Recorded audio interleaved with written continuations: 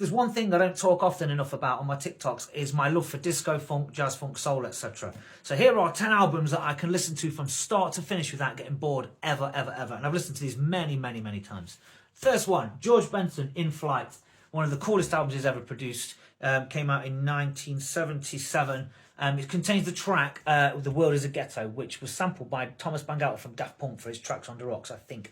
But yeah, or it's Spiral Scratch. I can't remember what it was. Spiral Scratch, whatever. But yeah, this album, beautiful jazz funk. South Soul Orchestra, Nice and Nasty, one of the coolest disco labels ever to grace the world. Without this label's releases, a lot of house tracks would never have been made. These guys made some absolute cracking records back in the day. A perfect example of orchestral disco. The Jones Girls, that piece with Woman on Philly Records, came out in 1980. Contains the classic Dance Turned Into a Romance and When I'm Gone, just perfect Philly soul at its finest.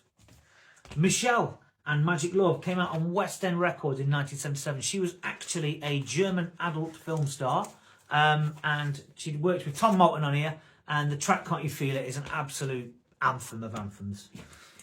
Bob James, number one, he released a series of these on 4 records, and this one is my favourite. It's got Feel Like Making Love on there, which is a beautiful song, and it's also got Nautilus on there, which was sampled by Run DMC and countless other hip-hop bands over the years. Great jazz funk.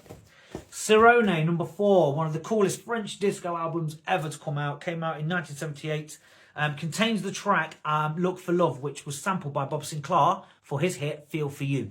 So yeah, that album, wicked French disco. Double Exposure and 10%.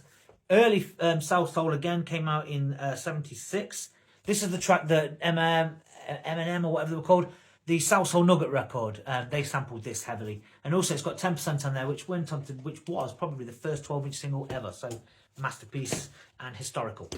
Dayton and Feel the Music came out in 83. I think it was 83. It contains the track, 83, yeah. Contains the track, obviously, The Sound of Music, which is a classic 80s electro funk track, and the beautiful soul ballad, but slow jam, Promise. Brilliant record. And Curtis Mayfield, Back to the World, probably the greatest anti-war song ever, Back to the World. Masterpiece of, anti-Vietnam song.